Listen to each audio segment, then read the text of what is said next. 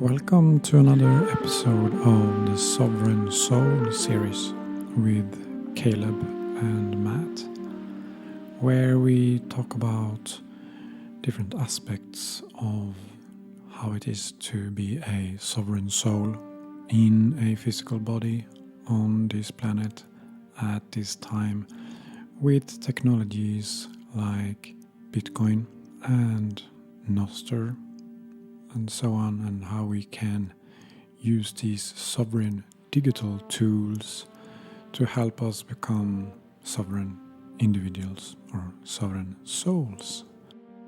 Today we have another discussion where we talk about claiming our movement patterns, behaviors on this planet, not only in our home, but how we can use authentic action also outside in society, even though we have been conditioned to behave according to our culture and so on.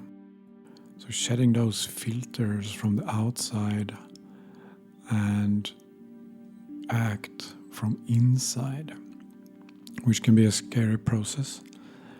And that's why we are discussing this here, to become more used to the idea of being vulnerable and true to ourselves also in the public space. So let's jump into the conversation now. I think for me right now, one thing that, and I don't know, it kind of gives me like this feeling of being trapped almost is I feel trapped by my habits. Like I feel like I have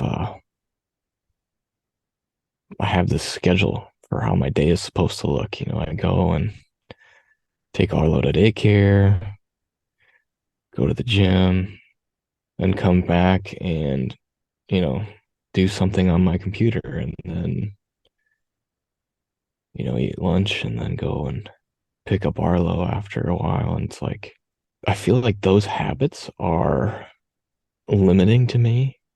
Um, I sort of like have these grander visions of just going out and kind of like Sama did today, where he just walked and let his visions guide him.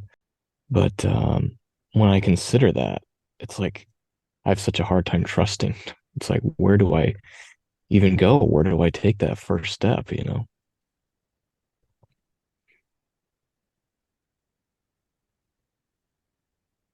Yeah, I had sort of almost like a Truman Show experience in Thailand where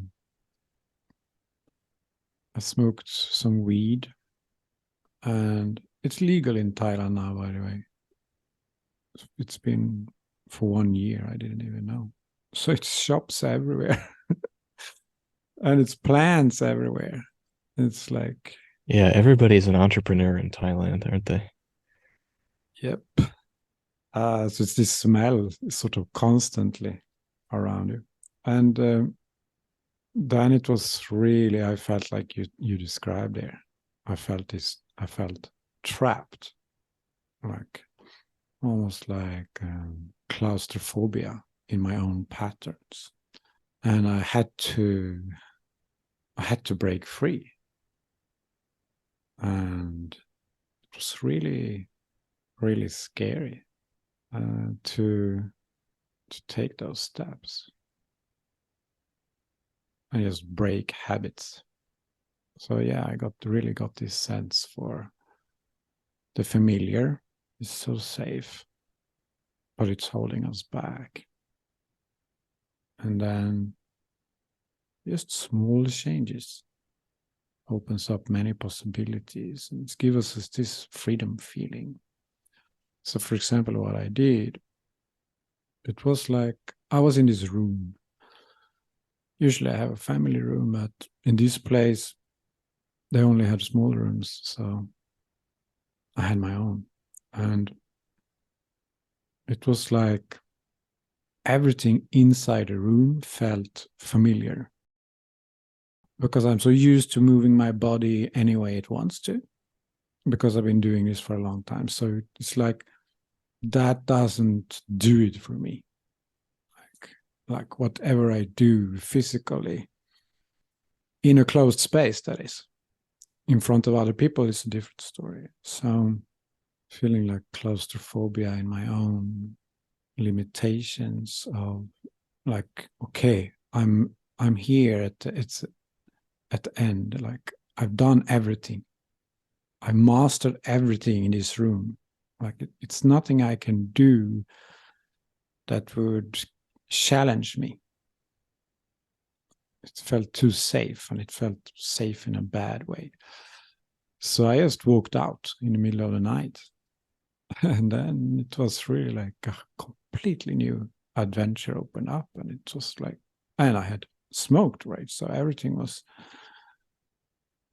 very, very, very different. And it was a different country, and, people you never seen. And the only thing you can do is to trust your programming. So, and basically, this feeling of you will know what to do when it is like in the moment, you will get your guidance in the moment. And this is the thing, that we are so afraid of trusting this guidance in the moment. So that's why we choose habits rather than guidance, because the world is super scary when we don't have a plan. And to just move one step at a time, and then like, okay, now people think probably I walk slowly, and now people think I should do something.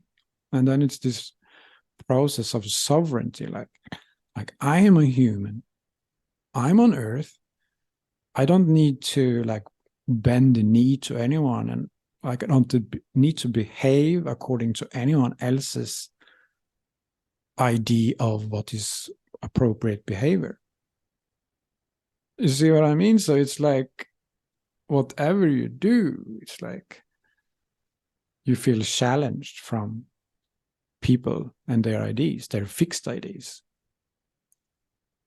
And it opens up doors.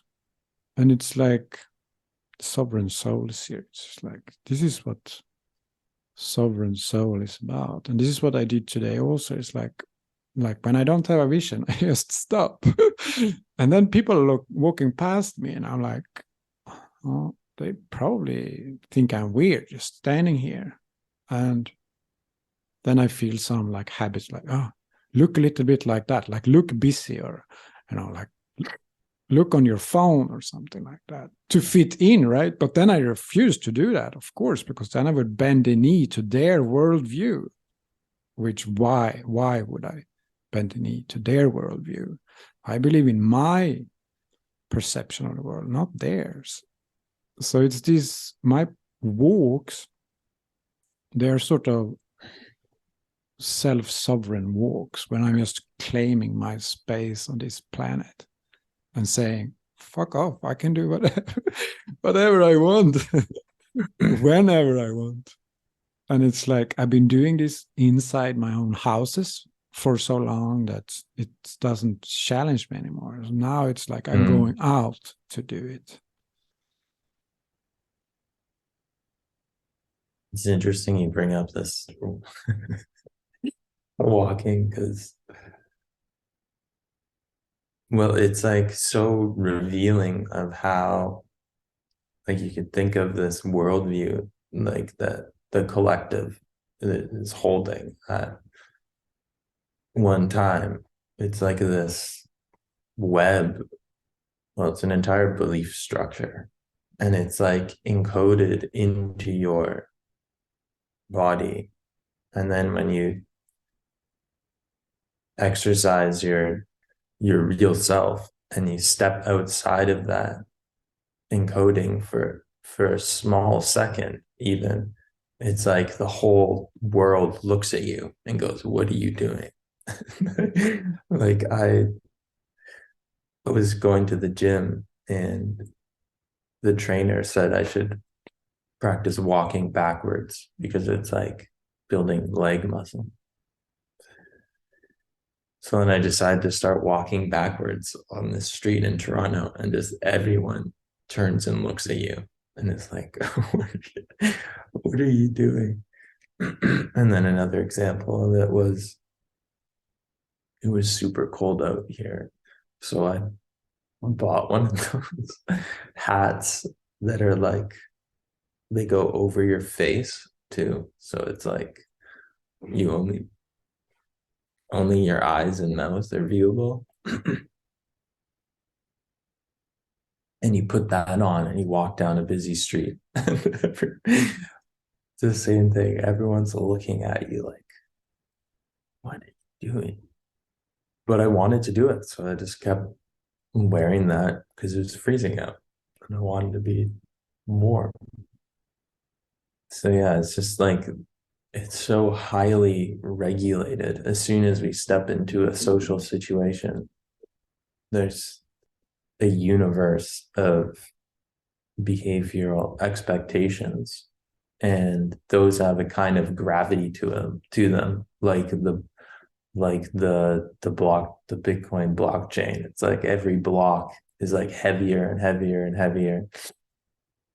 And then like every time we give ourselves to this collective belief structure, it gets heavier and heavier and heavier because more of our self is like charging those belief structures.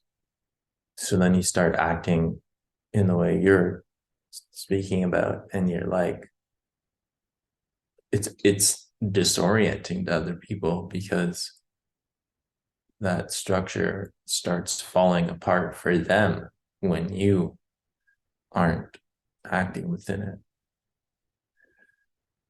So then they start feeling unsafe. Matt, I feel like this is a good spot for you to, if you're comfortable with it, to talk about your experience doing your little dance parties with your family and overcoming kind of those like awkward social norms. Can you relate to that? Yeah, I mean, that's a great thing to bring up.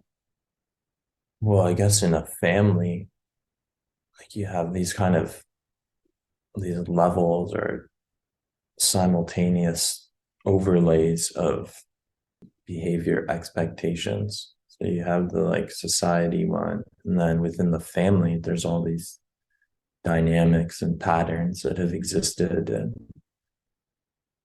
some are very entrenched. There's aspects of each of our egos that feels safe within them. For a long time, we've been like getting together once every couple weeks and having dinner, and then a couple of us have some glasses of wine, and my mom starts playing the music really loud. There's like always this argument of you're playing the music too loud because we want to have like a discussion, like an intellectual discussion. And these discussions get pretty like heated. Well, there's a lot of repeating patterns in the themes of the discussions. So we're just like replaying these old patterns over and over. But really, like I recognized my mom was playing the music loud, perhaps to just like get us. And it's an intuition to like have the family be more embodied rather than repeating these like intellectual patterns. So I stepped out of the pattern like a couple weeks ago, and I was like, okay, I'm not gonna argue to turn the music down. I'm just gonna start dancing with you because it seems like that's the real invitation here. And just started dancing, and then felt great. And she was super happy to have me engage in this embodied activity. And then everyone else started dancing and actually saw my mom and dad dancing together, which I've never seen in my life. And so now, like, it feels like we've had a couple subsequent dance parties, and it's just like a new pattern that is a lot different and allows a different part of ourselves to each come out and play, as opposed to this, like, there's just a lot of ego in the old pattern where you're trying to be right in political discussions and stuff like that. And then you start dancing, and the first thing I realize is like how difficult not to feel awkward at first. And I think the whole family felt like that a little bit. But then you start dancing, you're grooving a little more, and then like you start to like authentically move. And maybe there's like a lot more communication between us happening there because we're being more our real selves in this embodied form.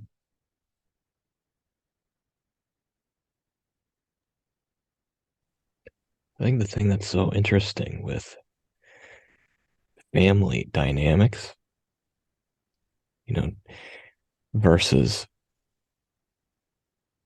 just like doing some of these weird behaviors in front of complete strangers is that with the family, you kind of have you have these attachments. You've got the attachments to what these people think of you, and then also they also are attached to you. So there's like this symbiotic attachment that's kind of restricting your behavior. So it's actually kind of funny because for me, theoretically, I think it would be easier for me to, in fact, I know it's easier for me because I've done this before. It's like if I go to a concert by myself, it's much easier for me to go and just have a good time in the crowd by myself. But if I was to envision having all of my family at that concert, it's like completely changes the dynamic in the way that I want to act,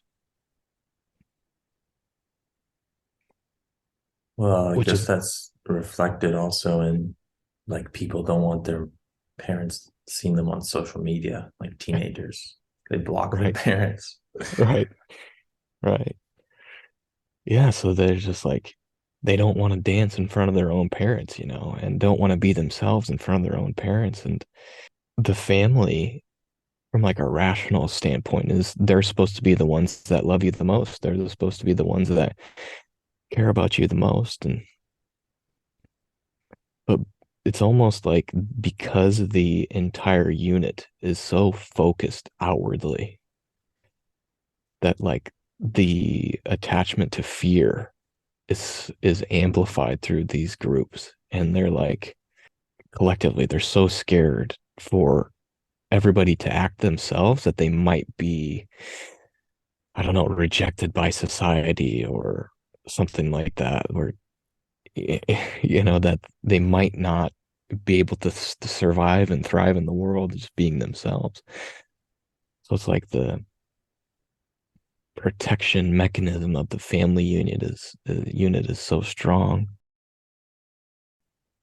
One of my favorite things to do to try to tear down fears is to like do what's called fear setting, where you just kind of envision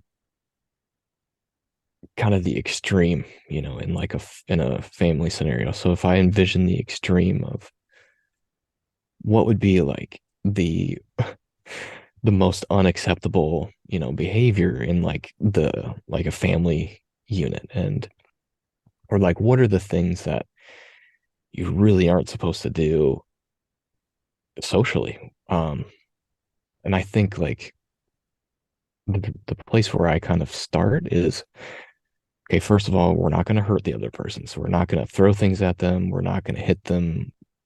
I mean, we're not going to scream so loud it hurts their ears, this type of thing.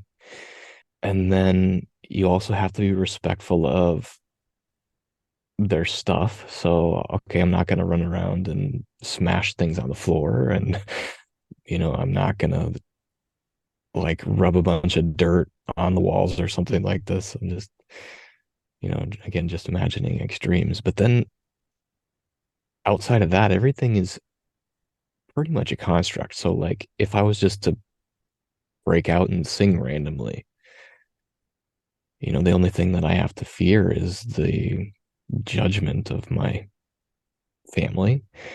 Or if I were to just like burst out and start speaking gibberish or dance or whatever, it's all just like a fear of judgment in these social scenarios. So like you've got you've got like the respect patterns to the respect to other people's sovereignty, respect other people's bodies, and I guess their property as well, which is also, I guess, kind of a construct. But then outside of that, it's like, what is really holding you back from dancing or singing or,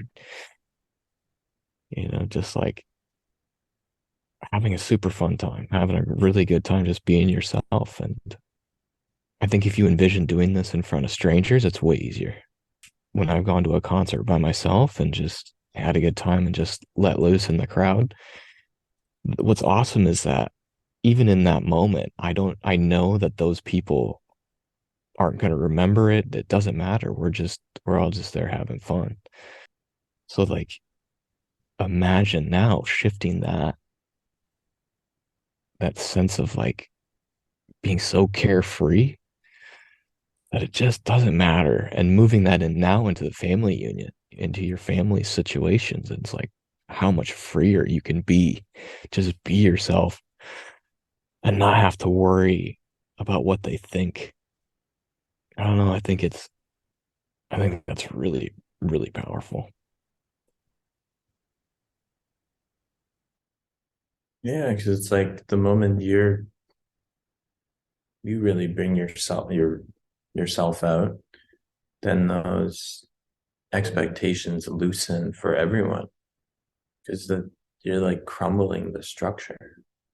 So this like social fear is like it's basically the distance between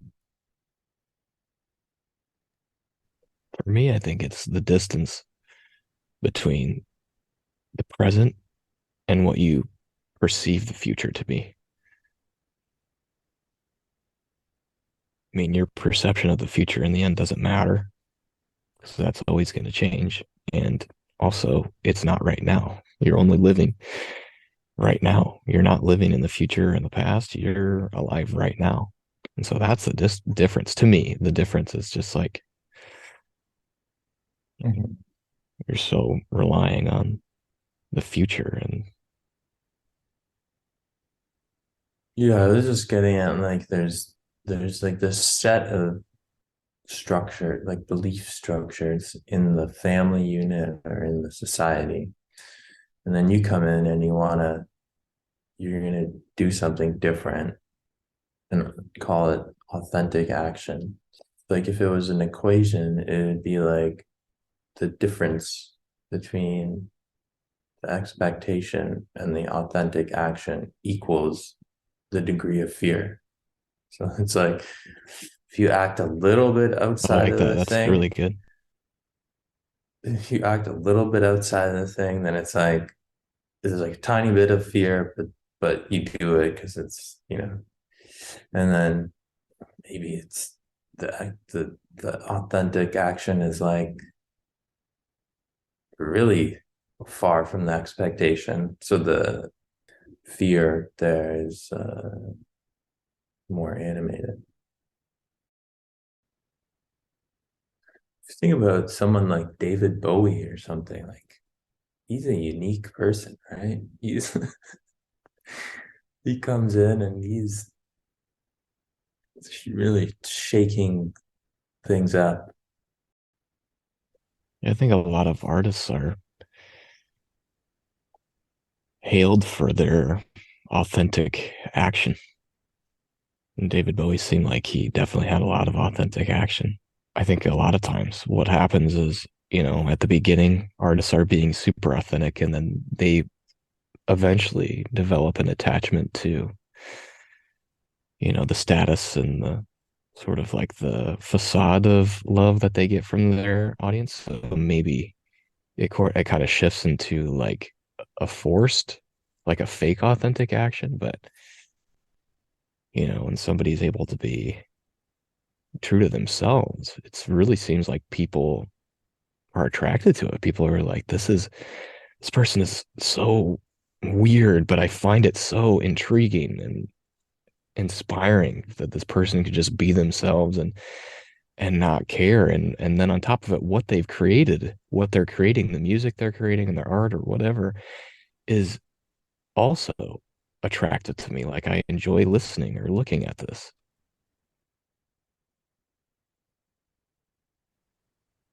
Yeah, being ourselves is the easiest thing to do, but it's also the hardest thing to do. And I think a turning point can be when we realize that everything is just frequencies. So a fear, frequencies. You can feel it as whatever you want. So you feel a fear, then okay, that's a fear. Huh? That's a frequency. It's like a note on a piano. So it was interpreted as something negative in the past. And was it a fear or was it an interpretation that made things sort of bad? And I find often that it's the interpretation. So if we look at that fear as something positive, like it's like energy, it's giving me new inspiration. And another concept of a similar style is that in personal development, we call this the shadow. And we could just as well say that this is our higher self that we're stepping into, because the shadow is basically like a bunch of frequencies that we have pushed away because they were causing us trouble. It's about integrating the shadow. And if we interpret the shadow as something bad, then we will sort of experience, oh, this terrible shadow is coming in and it's making my life crap. But I started seeing the shadow more as it's like my higher self. It's just like a little bit in an unpure state, you can say. But when I then have like a positive filter, so to speak, then this shadow self or false identity or confusion, basically, then it's like, wow, I have like another part of me to discover. And like, I can't wait. It's like our programming or our unconscious beliefs play a very big part in this. It's like we inherit interpretations from family and society, and we have the ability to just change them. We can sort of create our own reality in that way, that we change the meaning of things.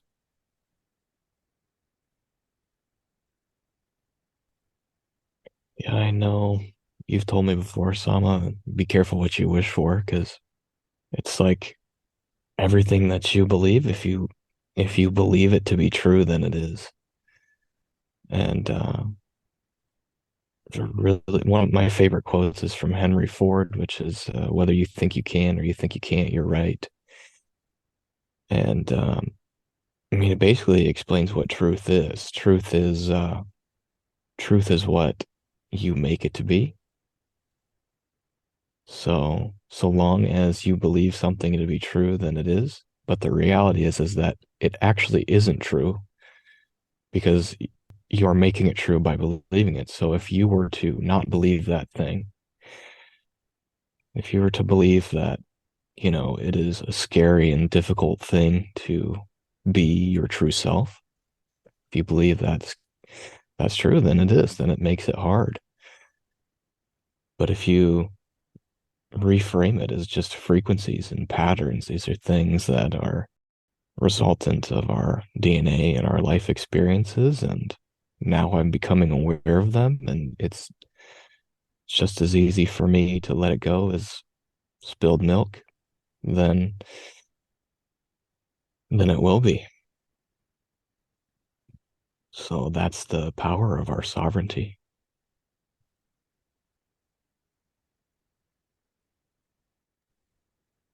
But could there be a difference between changing one subjective belief for another subjective belief? Then we sort of build our own illusion. So if we say, okay, this is a negative experience, I want to create it to a positive experience. But the underlying vibe here is that at the end of the day, it is a positive creation. Or otherwise we have to argue that sort of fear is stronger than love. But if we think it's a positive creation, then it's not really about reprogramming our beliefs. It's more about realizing the truth. So if it's a fear, like, okay, the fear, and it's like that. And I can try to convince myself, now this fear is good. Then I'm still sort of locked into sort of building my own illusion and sort of trying to protect myself from something I deem negative. And so it's like beyond that fear is negative or beyond that fear is positive. It's like maybe it's just is. It just is. And then we don't even need a model for it. Then it's just what it is. So maybe the problem is the interpretation in the first place. So rather than changing the interpretation, we can just get rid of the interpretation and just experience truth. And on this path, it's like the trust of a kind, loving, unconditional creation. This is what sort of shows up, and we could say that we believe this, or that our interpretation is this, but I'm talking about something deeper, beyond beliefs, beyond interpretations. It is this space beyond duality, where it's just good. The duality is like a frequency range. And then neutrality is another frequency range. And duality is what I call fiat consciousness. And then neutrality is what I call the Bitcoin consciousness. So neutrality has quality thoughts. And when we act on those quality thoughts, we get quality experiences. And when we act on dualistic thoughts, we sort of attract the opposite. Neutral frequencies. This is what we should try to connect with and act from, because then we act in harmony with the creation. Those are safe frequencies, and as we should try to base as many of our actions as we can from those frequencies, because then we don't get the dualistic feedbacks. We always create a win for ourselves and win for others. To sort of reference a little bit to previous episodes. Do you have like a model of any kind that's like, so like imagine you're gonna take an action. Is there a simple evaluation that can be done? Let's say someone wanted to try acting only on neutral frequencies for a day. So they go to do something, they watch themselves. Is this action coming from neutrality or duality? Is there is there a little pointer there or something that's easy? So neutrality is in flow and duality is in force. So if we try to do anything, if we try to act from neutrality, we already lost. You need to give up everything. You need to surrender everything you believed about everything and be a complete blank slate. You can't have any goals. You can't have any expectations. So usually it takes a little bit of a time or a little bit practice. What I found is that imagination works really well. It's like basically we have all these programs, we have all these frequencies. And if we don't activate our imagination, we are forced to sort of living them out. So our physical reality becomes the feedback system. So we do something and we see the feedback and it's sort of, okay, that's a pattern that then we process that, let go of that. So we don't stop doing that dualistic thing. But in the imagination, we can play out simulations of this. It's like an interface. We can see our programming play out in our imagination. And then we can see like the dualistic programming. So we have a desire, like I want this. And then if we allow that feeling to sort of, you see yourself doing this, what you want. And then instead of getting a feedback from the physical reality, you get an imagination feedback. So the imagination or feeling, everybody will have like a different sort of interface to this. So then you can maybe see in your imagination what happens when you play out that, like what people will think or how you will feel. Then you can understand it and release it from the simulation in your imagination rather than playing it out in physical reality. And because it's a dualistic desire, you will also figure out why you even wanted to do that desire from the beginning. So it's like clearing the opposition first. Then it's like, oh, wow, yeah, I'm free. And then it's like, oh, but I'm just doing this because an underlying fear.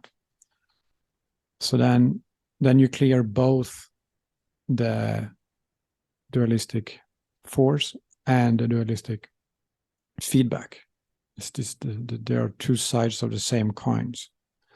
So every dualistic frequency we have has like a response. So doing it in imagination is faster.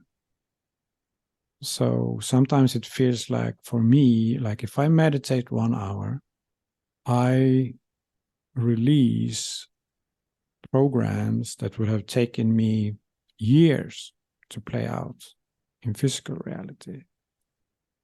So you can say that this sort of low time preference.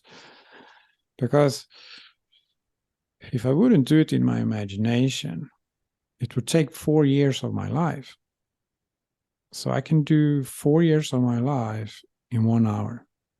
Just example. It could be 8 years or it could be half an hour. But just example of, because I can see it play out.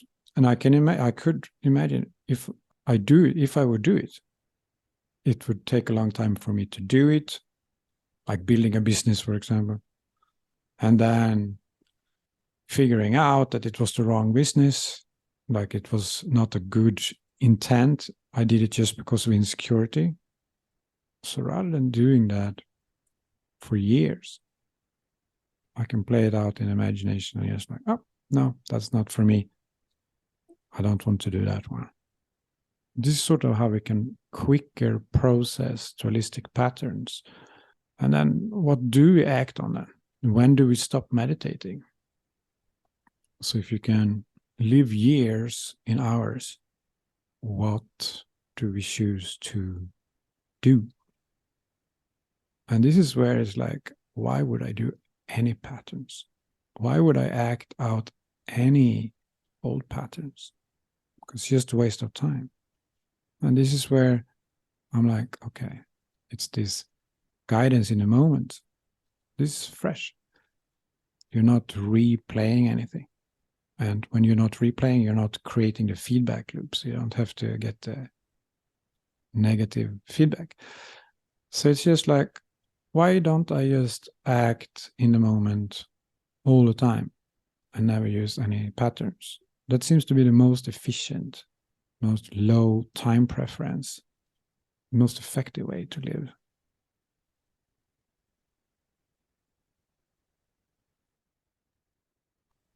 Yeah, this makes sense to me. I was contemplating whether or not to chime in on it because I still have difficulty kind of putting it into words. But like from my experience, when it comes to following my true self, it, generally it's like experienced as just like authentic curiosity. Like with the conscious parenting series, I this is just something that I really want to learn more about, and these are conversations that I just really want to have with people because I'm just genuinely curious about how I should be parenting my kid and what's like the best way to approach this thing because I just want to know, you know. I think I had a similar journey in Bitcoin. I think there were some other motivations um, behind wanting to learn more about Bitcoin, but much of the time it was like this genuine curiosity. How does this machine work, and what are all of the elements about it? I think that's a feeling that a lot of Bitcoiners can relate to. It's just like there's a genuine desire to experience an expansion of knowledge and experience new frequencies. And the last thing that I'll say on the topic, because Sama had mentioned, playing things out in imagination. For the conscious parenting series, it was difficult. I was having a hard time moving forward with it because I was struggling with the imagination side of it. Like I kept wanting to create a goal, to create an endpoint in this vision of creating a podcast or a podcast series. And I kept attaching myself to those outcomes. So when I was playing that out, it would trigger a lot of fears and stuff. And so what I noticed was happening is I was taking this genuine curiosity and I was building like an expectation around it and like a path. All these programs were kind of distorting it. So it wasn't until I was able to realign with the original intention of the desire to start this podcast, to start talking to people, when I realign with that and then move into neutrality about the outcome, then then I was able to like move forward with it and experience those frequencies. Because now what happens is like, I have I still have this genuine curiosity. I still want to learn and talk with people. And now it's like, okay, I've got a list of people who, I want to talk with about this subject.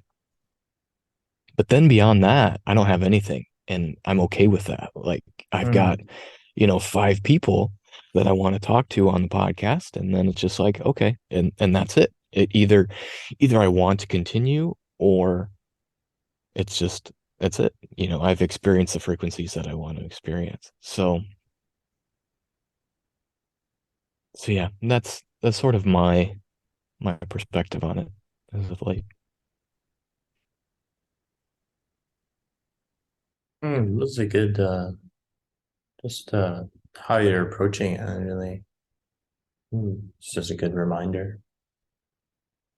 Something kind of going into these bigger projects and like thinking about it, like how could I structure this music thing or this Bitcoin movie?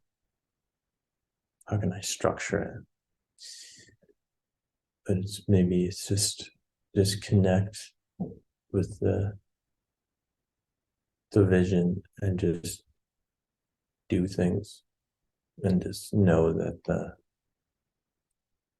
structure emerges naturally.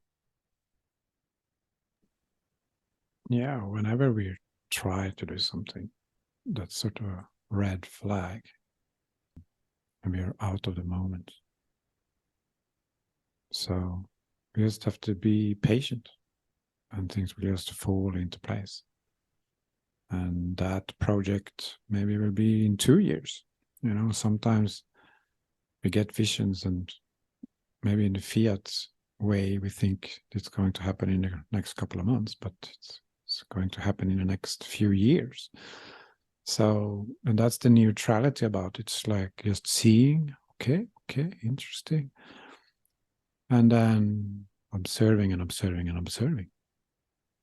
And so, like for me, it come to this point where I just do things in flow. And like if I try to do something, then it's a red flag, as I said. So then I stop doing it. It's like my trust has grown so strong and my awareness is so tuned into that any strife, any trying, it's just a red flag and it's just a waste of time. So I don't see any reason why I would do anything structured. So I don't. I just trust the flow. I go with the flow and that's it.